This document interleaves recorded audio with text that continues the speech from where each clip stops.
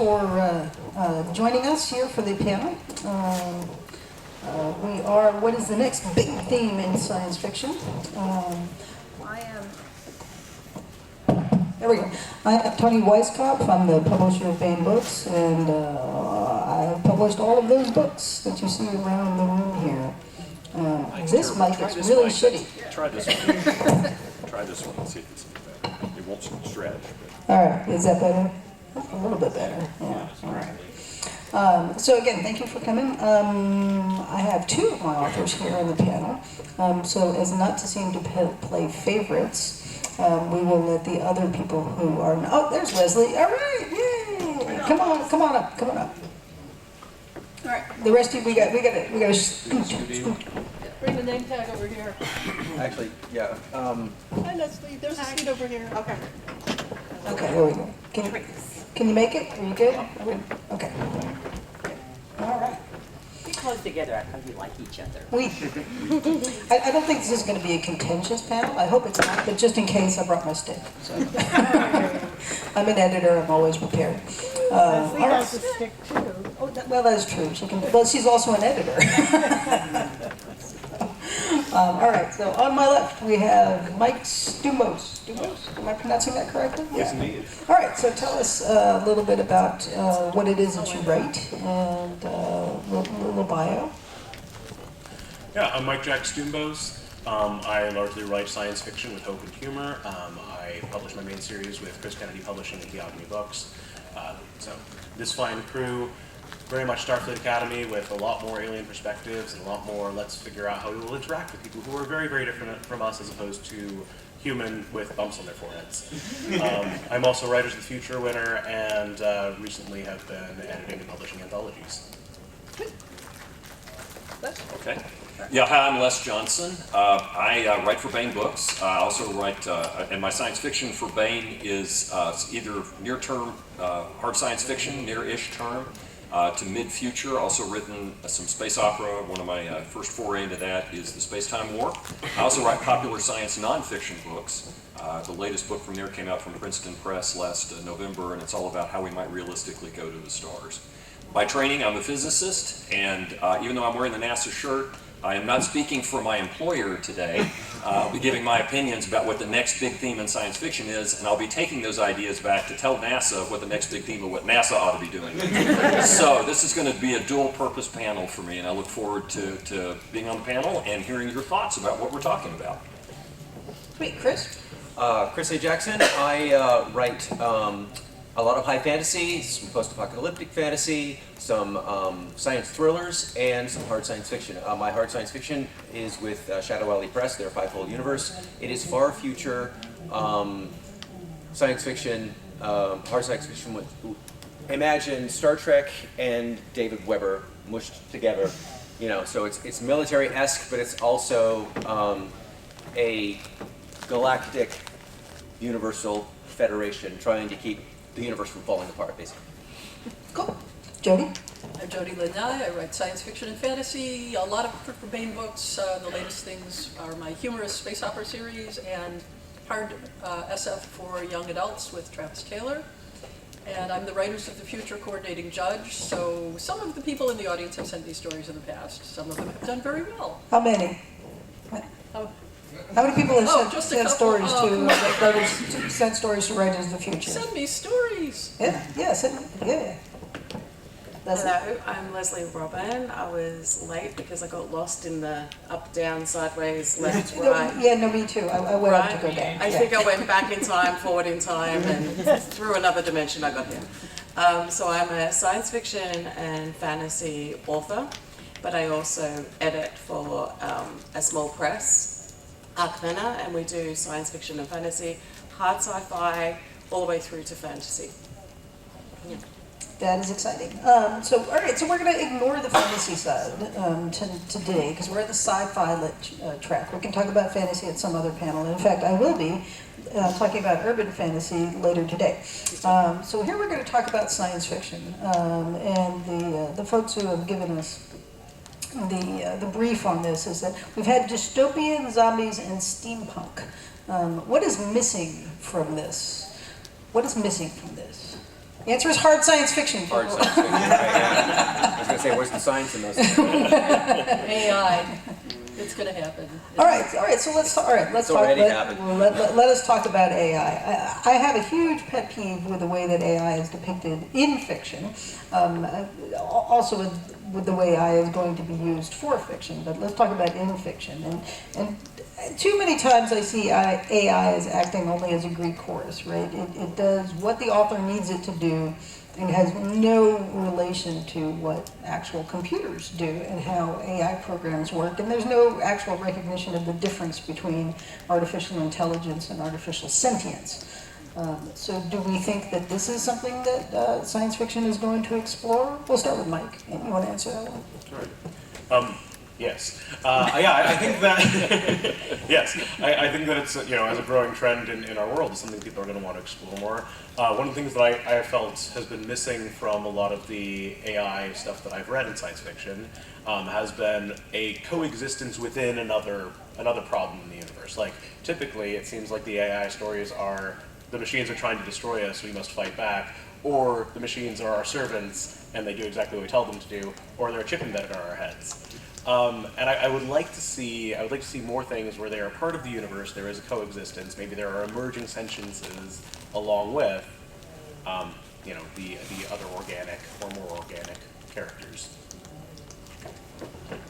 I'm glad you made the distinction between artificial intelligence and artificial sentience, right? Because I think artificial intelligence is in its rudimentary stages here with us. And I think it's going to be used as a decision maker. What we don't want to have it do is the decider, right? We want to have it aid the decision maker. My big nightmare of what AI really could be is the old book, Colossus, and the movie, The Colossus, the Forbin Project, a soulless machine that's totally utilitarian. And not necessarily the Terminator, because I don't know why it would want to kill us all, right? But it might not hesitate to kill those people who are useless eaters, right? Because we just consume. And so my thinking is if we're going to portray AI without sentience, it's probably going to be a very utilitarian kind of thing that's going to have to be watched. Now the artificial sentience thing, that's where it really gets interesting, because who knows what its wants and needs would be.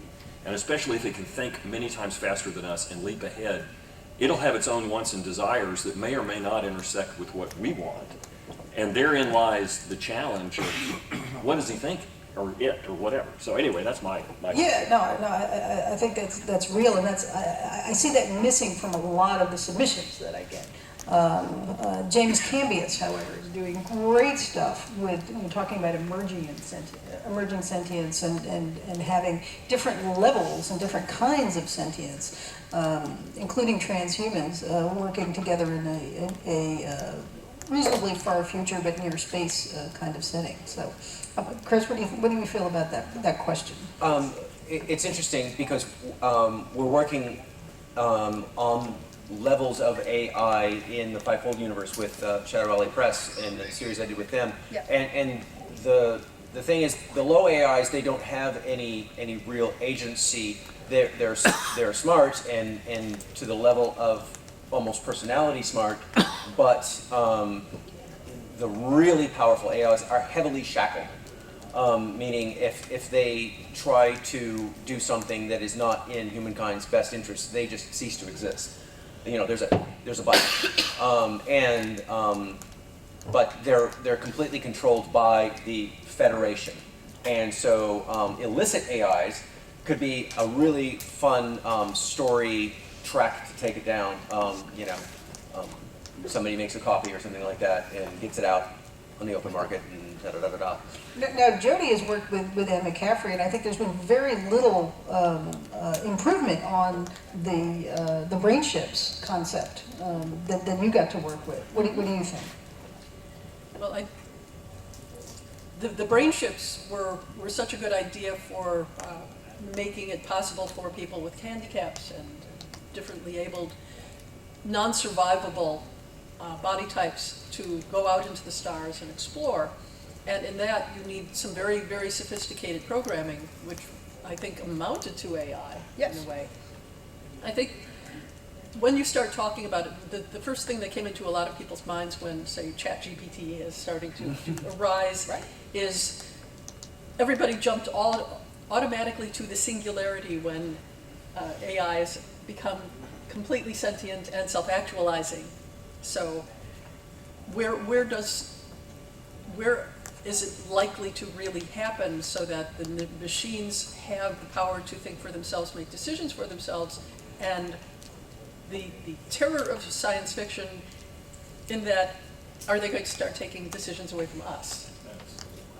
And if they do, will we even know it? Right, because you get to the point where, I was thinking of Wall-E actually, Right, where the right, machines are right. coddling human beings and essentially infantilizing them. At what point do we realize it, take control back, and can we even do so? Right, what if we're not a simulation? What if we're just a zoo? I find something very interesting about what's happening with, obviously, the AI coming out now, is we've always had AI in fiction and loved to explore it. Yep. And then when AI, obviously it's not AI sentience and there's a separation there, but when AI has popped up now, we're like, oh my God, scorch earth, we're all gonna, and so I find it fascinating, and in part it's because so much of the AI fiction out there is dystopian. It's like worst case scenario, I think. And so we automatically go to, we're going to be the little squishy people in the Wall-E chairs, or we're going to be, the iRobot switching on and things like that. So I think in part, our really creative minds have created the fear around AI. And I am interested to see, one thing I'm interested to see is if the way the current learning and things of the current AI is going to affect how AI is depicted in hard science fiction. Like the extrapolation of. They say at the moment that the current AI is, I suppose, doubling or every 3.5 months is like the current sort of speed it's learning at. And at the moment, like what you were saying with your series, like, is it just that you put hobbles on it, and things like that? And I'm looking forward to seeing how maybe science fiction explores it, and is there going to be a positive thread come out of it? So it's interesting. I think one positive thing is that the more they feed it the internet, the stupider it gets. I was reading And the that, more it's hilarious. misinformation. The answers, yeah. And Because that's there's kind of the much interesting thing romance. about AI is they just gather data. Yeah. They don't, they can't parse truth from falsehood. And a lot of times, I mean, they've had AI programs like, here's all the information we have on a jet engine, design one. And it'll look like one, but it won't function. Then an engineer takes it apart and says, this won't work. So yeah, it looks like it'll work, but it won't work. So On a very simple basis, anybody out there, crafters, there's a program called Skynet, where they put all... Really? Skynet. Skynet. Oh, okay. We are not on the fun panel anymore. No, this is true. And they put all these commands, designs, and stitches into a program, a very sophisticated computer, and it came out with these patterns that can't actually be made. Right. They're nonsense. Yeah. So I see Les shaking his head. Well, Right. no, I think, it may be on the jet engine. I don't know that specific example, but I am aware of an aerospace company that is, instead of doing the traditional programming approach for how you maintain the attitude of a spacecraft and know where it is and how it's pointing and all of that stuff, which is a whole complex set of algorithms that have to be run, it's basically attempting to have a machine learning algorithm, which is AI, learn all of the desired end states, give it all of the desired inputs, and have it figure it out on its own. Okay? And they're doing a comparison then in performance in simulations as to how it does, and so far it's outperforming the people. Yeah. Yep. Okay? Yeah, that So seems that, good up. wow. So Yeah, wow. And so, but in terms of our fiction, which I don't, but this is a fiction panel. Drag it back. Yeah, I think it, one of the things I have in my career, I have been inspired by science fiction. I've thought about dead ends because of science fiction. I've avoided dead ends because of science fiction. And I think it's incumbent on the speculative writers, whether they realize they're writing it or not, because some people won't be among our genre. This is how the culture is going to explore what ultimately the limits are going to be placed on it, is because of the things they're exposed to and what we write and what they hear and what they see. And so I think it could be a lot of fun to postulate this, but we also have to be aware that there are going to be people paying attention to some of these possible futures. Just saying. No, no stress here. I do see a lot of science fiction writers. Oh, I'm just writing to entertain, and that's true. But there is, in fact, a moral responsibility, and most authors don't want to acknowledge that. But it's true. I mean, you should have fun, but we are exploring the limits of technology and what we want those limits to be, right? It's not just we want technology to go in this direction. It's where we want technology not to go. So do you, Lezli, are you seeing some of that in the submissions that you get? So, yes, I have to say, even just leading up in the last year, there were a lot more submissions about artificial intelligence, and there was submissions in regards to more from computer-based, which is where I see it as real life coming in, like as opposed to the robot form or so it was like an online sort of AI. Right. So that was becoming more obvious in submissions, and I do have to say it got a bit old. Yeah. Because I like the androids, I like the, and so also, how do I put it? Luckily, I didn't get AI submissions because it wasn't open consistently, but you could see that popular thought was affecting writers. And so there was a trend in the start, and sometimes they were written well enough that I would get halfway through and go, oh yeah, this one's more interesting, but then they were very predictable. Because I think at the moment the narrative about in real life is very predictable. So yeah, it's a hard sell for me at the moment because it's just saturated. And this for writers too is one of the caveats, right? We're talking about trends. We're talking about what we think you guys are going to write. Mm-hmm. But chasing trends is not a. Thank you. You can die chasing trends. Yeah. You absolutely can. You have to write what moves you, and if that happens to be a trend, okay, fine. But if you write dolphin AI fiction because you think that's going to be the next hot thing, it will not. Unicorn AI fiction will be it, right? You have to write what you love, and if you love unicorn AIs, then all right, you do that. And we can genetically engineer a unicorn. Yes, absolutely. I kind of wonder on the AI submissions, right? This is the big thing amongst editors, right? Are you getting AI submissions? And we aren't for novels that we can tell, but for our short story contests, we have 2 short story contests for writers, by the way. They are open to new writers as well. Check the Baen website for information on that. Also submit to Jody, Lynn, and I's Writers of the Future as well. Trademark. But I'm wondering if they one of the Inconians on the received wisdom for writers is write what you know. Are we going to get AI fiction about AIs? I bet we do.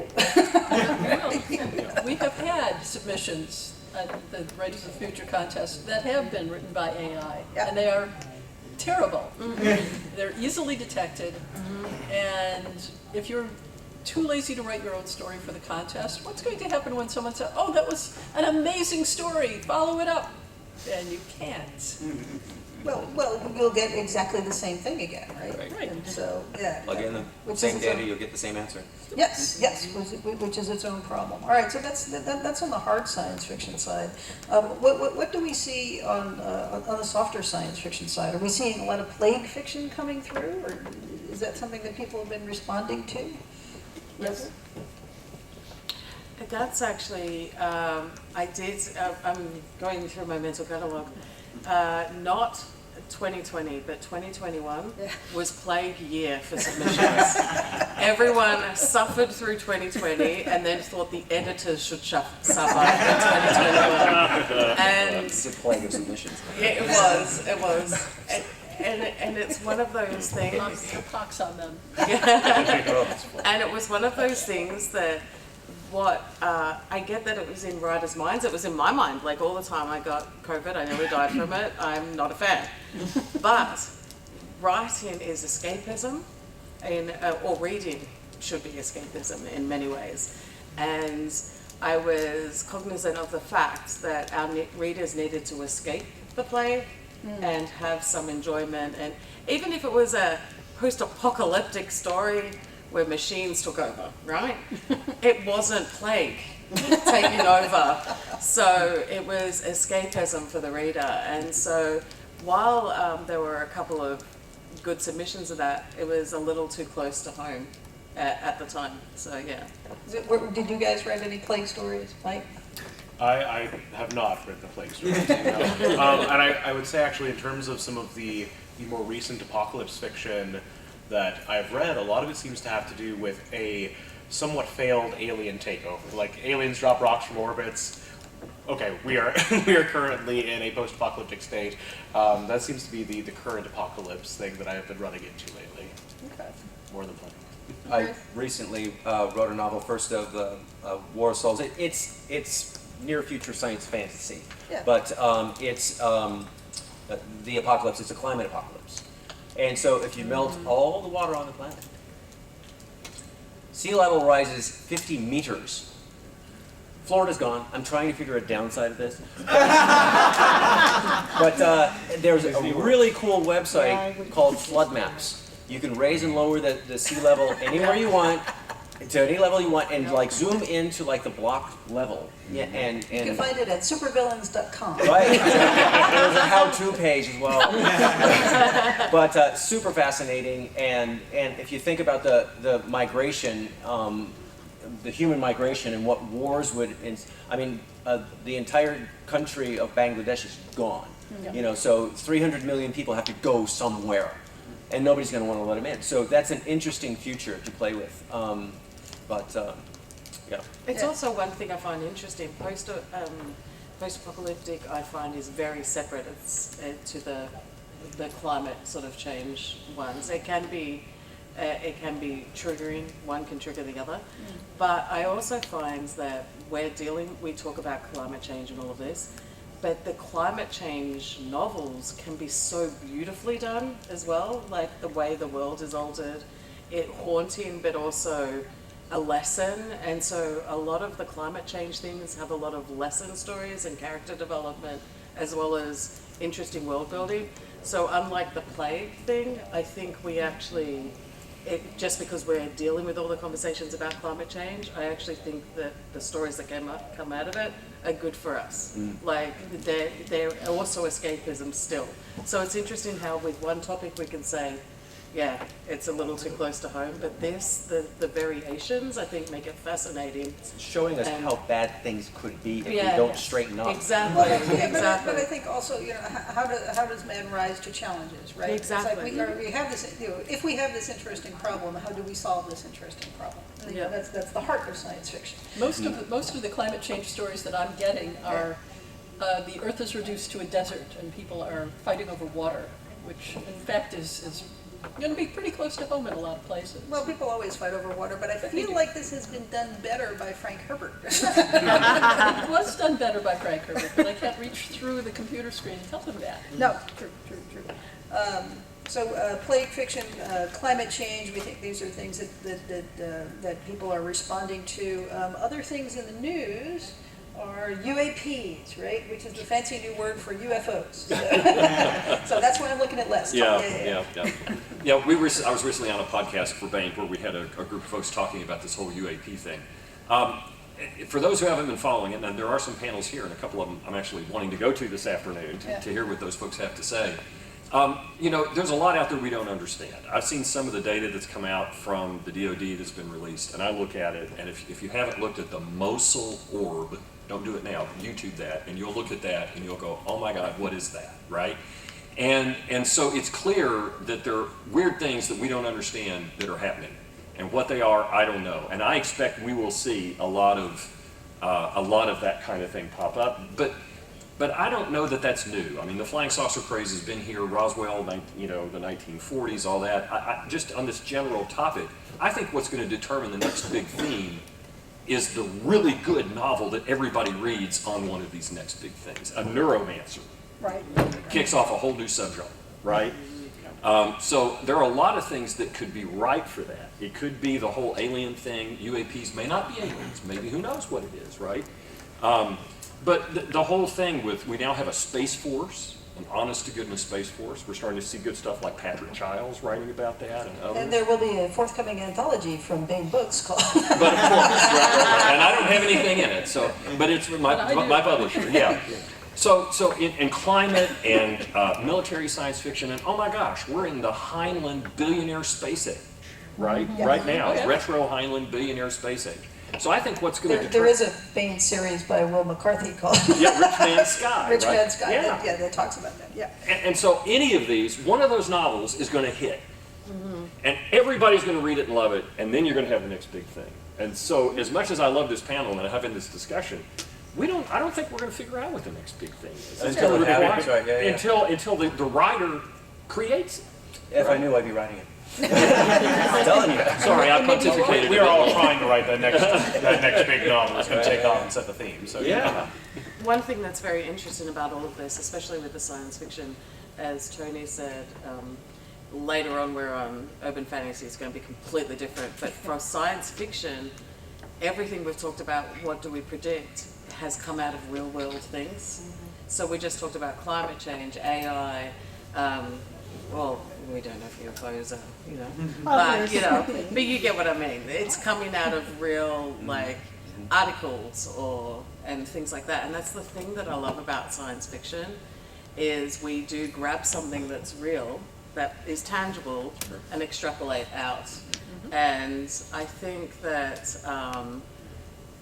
what you were saying about how we might not necessarily predict the new science fiction craze, I suppose, is it's still, there's always an element of hope, but also let's see the worst in whatever the thing is in the real world that gets explored. What could And go I like right that and what it's could go both. wrong? Yeah. Yeah. And that's the the idea that science fiction should be all one thing or another, right? I mean, Yeah. it's a big tent, right? Yeah. There's lots of different ways to approach these problems, and that's all. I mean, they're not all good.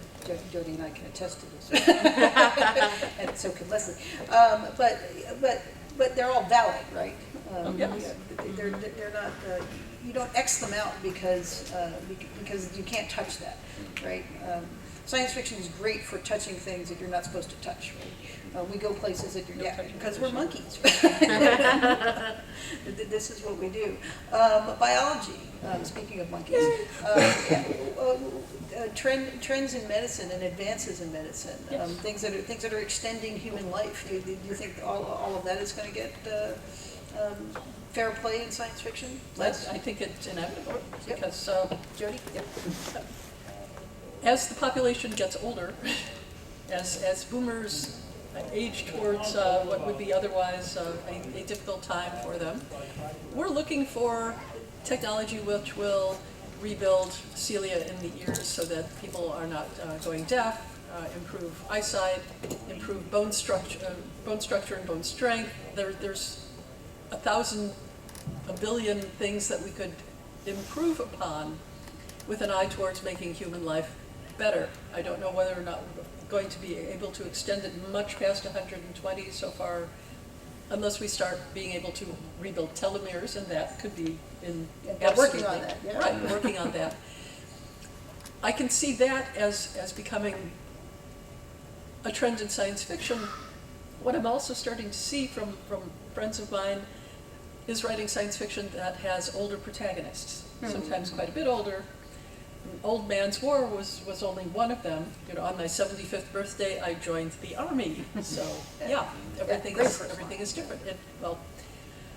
So there's a lot in biology to explore. Curing chronic diseases, And what happens when disease is no longer a factor in culling the population, which it has been? I've read a lot of stories in the past that, yeah, okay, the Earth's going to get overpopulated. We're doing that fine right now. Right. So exploring that and possibly finding colonies, because with population comes other problems. So that's another one. Lois McMaster-Bujold's Cryoburn explores that in a way that I haven't seen anybody else do, about the questions of what happens when people don't die. And not just don't die, but with some of the current advances in CRISPR therapy, we're clipping genes, we're changing the human genome. Currently there are research projects going on, for instance, to clip out the sickle cell anemia gene. And the advances are real, and the therapeutics are working. So the future of this is open-ended. You want a kid with blue eyes, you can have a kid with blue eyes, and so. Nancy Springer's Beggars in Spain. Nancy Kress's Beggars in Spain. Yeah, who are we? Are we still human if we redesign ourselves? You see what I mean? But there's a lot of ground for future work in there. On my side, blind writer, there's also on the science side, we're having so many advancements. So the advancements are starting to come in. The surgery that I had a couple of years ago didn't exist when I first went blind. Yeah. And so on the science side, we're obviously getting all the advancements we were just talking about that will filter into fiction. But also on the writer side, there's been a push on inclusivity recently, so that you can have characters like that are me, and be the hero. So you can have a blind character that can be the hero in a story. You can have someone that's missing a leg and has a bionic replacement, and they don't have to be the perfect buff, polished hero anymore. Yeah. And so, yeah. To be fair, there was in the 30s and 40s, there was a series of movies. There was a blind detective. And it was awesome, right? And he wasn't perfect. He was blind. He wasn't Daredevil blind, right? Yeah, right. So So there's a crease on that level Harry too. Mason, the disabled detective. Well, yeah, he didn't Ironside. start it. Ironside. Same actor, Same actor, different show. Yeah. But the idea that inclusivity is a new thing in our genre, I think, is a false one. But I do think we are seeing more, which is nice. Yeah. Yeah, and along similar lines, we were also talking yesterday in the communication and sci-fi panel that we are seeing expanding definitions and expanding perceptions on neurodivergence, and also seeing expanding representations in the genre, some of which has existed before and is like they're definitely pulling from earlier seeds. But we are seeing it form in a different way, and in a way that's getting, I think, a lot more recognition right now than it has previously as well. Well, Elizabeth Moon's The Speed of Dark Yes. is all about an autistic protagonist. I want to comment, though, Toni, about this whole biology thing. As a physicist, I look at the 20th century as the age of physics, right? Quantum mechanics, general relativity, the whole space thing. The 21st century is becoming the age of biology. And what I'm having a difficult time with, and I have to turn off part of my brain, is when I read science fiction set more than 100 years in the future, and the people are just like us. Yeah. Because when I read that, I'm thinking, given what we're seeing with all the things we've talked about here, they aren't going to be just like us, right? And in fact, I think given the fact that we won't, in the U.S. or in democracies or however we control, ethics for these kinds of things, the whole world's not going to ascribe to that. We know that. They already have it. China's already done seed cell research in infants, preborn infants. Yeah. And Which we're not was against international convention to do so. And it's going to happen, and I contend that 150 years from now, on our spacecraft going Alpha Centauri, we don't know. We don't have a clue, and I would love to have some really creative science fiction writers explore the realistic possibilities of what it will mean to be human, with all of these modifications taking place that will modify everything from the physical to potentially enhance our cognitive abilities. Yes. Oh yeah. And the human-machine interface that's coming, it will be an unrecognizable world. I'm convinced of that. And I love future science fiction where we're doing all this great stuff in space and it's just us. I don't believe it anymore. I think we're going to be very different things. Well, I think the message there is that if we are going to be the same, you have to establish in your future history why, right? Where did we put the Right. brakes? How did the brakes happen? And When did the war happen that put the rules in place that you The can't eugenics do that wars, anymore? right? Exactly, Yeah. yeah. exactly. My nephew right now is working on machine-mind interface Yep. technology, so we're moving forward for that. That would make a paraplegic or a quadriplegic astronaut possible, because the mind does all this. But Anne McCaffrey again predicted this with the range shift books. Yep, and again, I can't help it, Baen is doing a lot of this, right? Rob Hampson, in the Moon in the Desert, is an updated $6 Million Man, and it starts out with an astronaut who becomes a paraplegic, and who wants to get back into the space program, and what it is that has to be done to him, and with him and for him, to make that happen. What is that called? It's called The Moon in the Desert. And for those of you who are $6 Million true nuts, you know that this is the name of the first episode of The $6 Million Man. Otherwise, it's not a great title. But Rob Hampson, Hampson, is the neuroscientist who wrote that. So yeah, I think that there's so much interesting stuff happening in biology. Where, as writers, do you go to get your science inspiration? Where would you go to learn about cutting edge biology that is understandable by people who don't speak CRISPR, right? All right, Chris? Right. Scientific American is kind of an interesting journal because it is a literary, I mean, it's a scientific journal, but it's kind of halfway between nature and science to, popular mechanics. You see what I mean? So it is a great place to read layman, something a layman can absorb without breaking scientific discoveries. Jody? Wired is another good one. For high-tech stuff, yeah. Yes, for high-tech stuff, I like high-tech. But I also read any kind of science news I can come across and generally try to follow the mention in the news back to where the original articles are. Yeah. NPR. NPR. One thing that I've been researching into, and we haven't brought it up yet at the moment, is organic technology, which is, there's actually been a few articles and stuff come out recently, but I haven't delved too deep into it yet, but I'm getting there. But that's one of the things that they're saying might start to leap forward a bit. You mean synthetic biology? Is that Yeah. Okay. And nanobots that keep us healthy. Yeah. Things like that. Yeah, I mean, that's still early stages, but that's right, that's where it's fun for science fiction writers, right? And there's We're just ready. been recently Yeah. some early, we're getting some response on this elements and Gene tech. articles. I like to read New Scientist. It's a weekly magazine. It is highly political, but you, as with any other source, you must find out what its biases are and make allowances. So, Mike, where do you go for your science inspiration? I bounced around the board a lot, but to be honest, there are a couple of authors that I like talking to, that I trust their sources, and they will tell me where they got it, and then I'll go look down the rabbit hole there. And actually, I would also recommend that. Like, if you're part of science fiction writer forums, Develop your own secret cabal. yeah, you can basically say, hey, I'm looking into this. Does anyone have any recent literature on this one? And then try to follow it down from there. Yeah, crowdsourcing. Yeah. It does not. Go ahead. sorry. I'm sorry. Sorry. It doesn't take much to find an expert on any given subject these days. This is why they invented the internet, honestly. I actually, when I was writing a specific story for, it was actually a Baen anthology a few years ago, I went and found a NASA astrophysicist to actually help me create a ship that could conceivably be extrapolated in the nearish future, because I knew there was all of these, I sort of narrowed down type of designs, but I didn't know what Earth could do in the time frame, Right. and I wanted something realistic.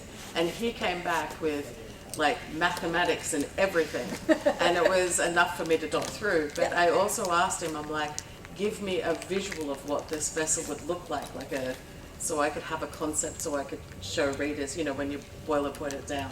Yeah. into, and that was a lot of fun. So yeah, going to, if you can find an actual expert also helps. But it meant that while the person reading it might not have known, oh, this like is literally, I knew that I did the research, and so I think it maybe then would come across more authentic. Oh, yeah, no, the Baen readers can smell that out. Yeah, they can.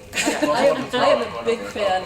I am a big fan of asking people. Yeah. If I had a question about something in physics, I would probably call Les and say, "Hey, help," or call Travis, or one of the other many scientists who also write science fiction, because not only will they be able to tell me what I'm looking for, but they will be able to say it in English instead of Without the math. in engineering. But I get a lot of ideas also from reading really wonderful science fiction books. I'm a big fan of Project Hail Mary by Andy Weir. So good. It throws a lot of science at you, but it also makes ideas form in your mind as you come to understand what seemed to be an impenetrable wall of science. And he makes it comprehensible, which I thought was very good. But it also starts to stimulate ideas in your mind of where does this come from? And if he's writing from knowledge, I'm making notes like, go and look this up. And of course, he did crowdsource a lot of stuff in The Martian, right? Exploring problems, and so it's a great way to do things. Les, this is a sort of softball pitch for the IRG for you. So. Well, yeah, I have quite an extensive contact list, as you might imagine, of experts in various fields. But one of them that gets really out of the nuts and bolts of aerospace and physics is a group that I helped found that meets every 2 years. And we just had our recent meeting up in Montreal. It's called the Interstellar Research Group. And it's a group of scientists, engineers, science fiction writers, artists, lawyers. We actually have space lawyers, there's a thing, who attend these meetings, and our lectures that this group hosts are online. But that's an idea factory. And if you have an idea that comes out of that, going through this Interstellar Research Group, I'll tell you, the writers, they'll know somebody that you can call who'll be glad to give you the comprehensible answer, right? And so there's a website. There is. The website is irg.space. And you can write the webmaster at irg.space if you're interested in asking a specific question. I can't promise they'll quickly answer, but typically you'll get answered if you have questions about something. And there's a backlog of filmed presentations. If you go to YouTube and look for the Interstellar Research Group YouTube channel, you can find lectures going back to our second meeting, and we just had our 8th meeting, and about every 18 months to 2 years, on just about every topic associated with ultra-deep space flight, keeping people alive, suspended animation, torpor, radiation effects on the human body, various advanced propulsion and power technologies. It's all out there, and most of the lectures are comprehensible. Yeah, and I got to say too, if that excites you as a writer, you should come to the next meeting. And the next meeting will be in College Station, Texas, in 2 years, and we're talking about the meeting after that being in Luxembourg. So we're going international again. Yeah. So You may lose some of the writers because it's more expensive to get to. But all right, cats in space. Do we think we are going to have cats in space? I think we're going to have anything. I'm counting on it. I hate to tell you this, but there was a Baen anthology. I'm detecting it. I blame Jody entirely for this one. And the actual title was Cats in Space. See, And other places. yes, there'll be cats in space, but they'll be really pissed off because they can't knock anything off of surfaces in 0G. They can, but it will can. float, which would mean that they can chase it all over the place and get in your way. Oh, yeah. And they should. I feel like cats are natural scientists running experiments. So, I mean, they're going to be psyched. They're going to be Gravity, psyched about no it. gravity. Yeah, exactly. Do we think we are going to take our pets to space with us? Oh, yes, absolutely. I wrote a story years ago called Virtually a Cat, in which a gentleman tries to take his cat into space with him, cats into space with him, discovers that he's not going to be allowed to, but out of sympathy for him because he is so attached, they create for him a virtual cat. He has to feel it through gloves, because it doesn't Haptic really gloves. exist, but placing this AI cat that walks around and does all the things, including throwing up. Because cat. They have virtual hairballs? Yes, as a matter of fact. Perfect. But I think that people like their companion animals and rely on them for comfort, for non-judgmental, well, okay, we are talking about cats. But I think that it's important for people to have something to rely on that isn't necessarily of human intelligence, but is a companion. And this is how we end up with little robots and things. I think we are, and I think it goes down deep in our biology, because we co-evolved with these animals. So yeah, I think there are going to be dogs in space. I think there's going to be cats in space, and I hope that it won't just be AI, because I think the co-evolving has not ended, right? Horses in space, Lezli? Well, the interesting thing is, obviously, when it was just ships on the water and that, the cats served a purpose and things like that. But that's where we got used to them, they became domesticated, and so I think on a certain level, as much as we reach into the future, we still reach as well for our comfort animals and the things that ground us, so to speak. And so I think that things like dogs, my little dachshund in space. My dachshund likes to stand up, defy gravity as it is on the back of couches and things like that. I'm sure she would be very good at entertaining anyone in low gravity or anything like that. So, and I think after working and low oxygen, or we've got to fight to get to something, the little animal that takes up just the wee bit extra oxygen that we deem is worth it because of the comfort they give, I think there is a space for those creatures. Hedgehogs. We will. Yeah. All right. So if you guys don't mind, we'll open it up to the audience for questions. Yep. We'll go pink lady, then you, then you, then you. Yeah. So you guys were talking about, somebody writing a new sci-fi piece, and then everybody else going, oh, that's the thing. So just as a personal fan, has anybody on the panel read Tamsin Muir's Locked Tomb trilogy? I guess it's a series now. So it is a space opera, sort of like a gothic locked room murder mystery in space. Like very, very obviously heavily influenced by Victorian Gothic novels. Have you seen any sort of increase in like, a couple years ago westerns were big? Right. I haven't seen a goth moment. We have seen a noir moment. But a gothic feel in space moment, that would be fun. Yeah. I haven't seen it overwhelmingly, but if this series really, booms into the... They're cosplayers. I've seen like 6 or 7 cosplays. That's how I do. Yeah, that's an early indicator who is cosplaying what at DragonCon. So. What was the name of the book with the autistic heroine that you mentioned? Hero, actually. It's called The Speed of Dark by Elizabeth Moon. Won the Nebula in what year? Some year. Yeah. Some year. Well deserving. It was a brilliant novel. Yeah. All right, I think you were next, gentleman with the beard. Hi.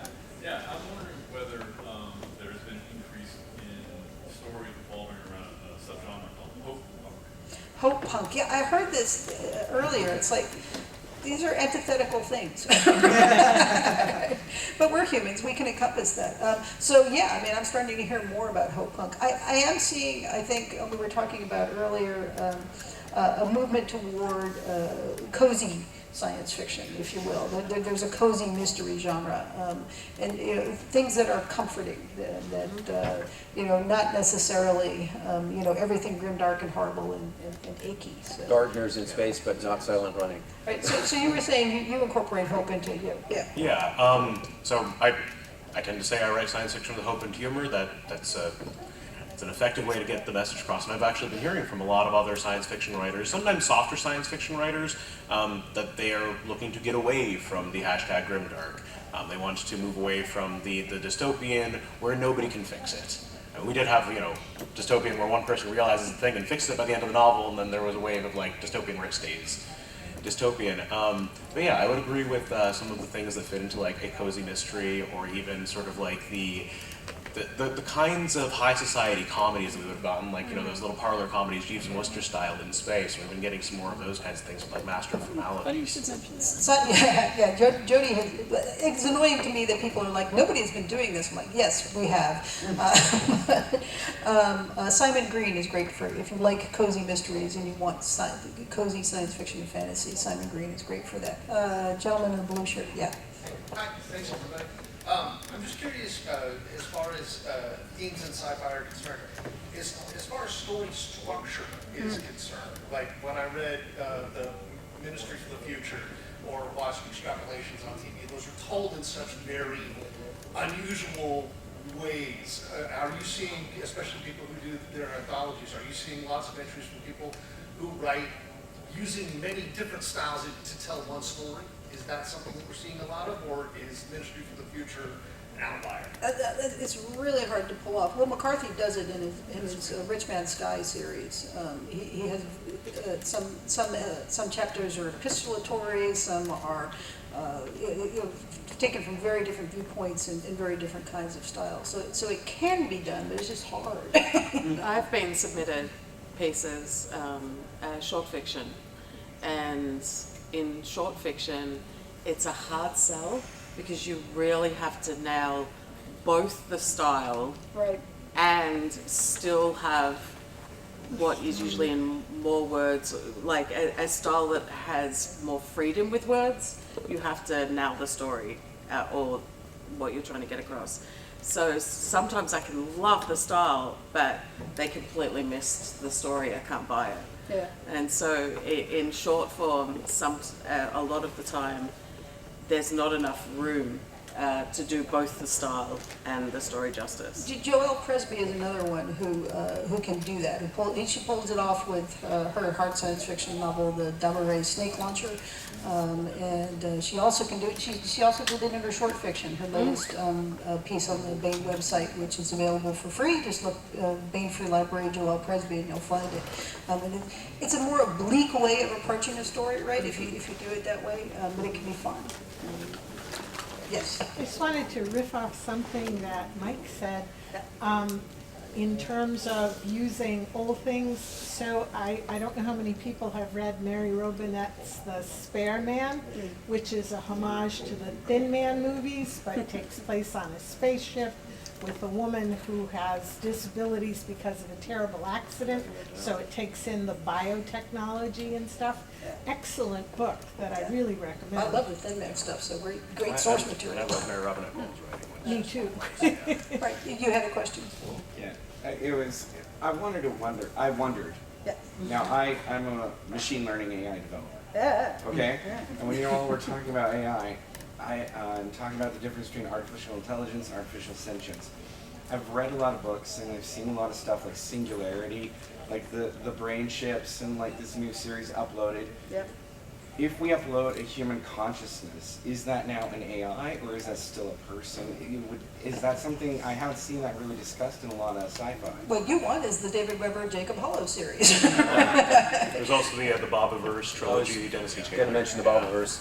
And the interesting thing that he does there is, as the uploaded consciousness replicates himself to deal with stuff, they evolve, devolve, change. It's not the same person, and so a whole new artificial human intelligence evolution happens, and it's really kind of fascinating.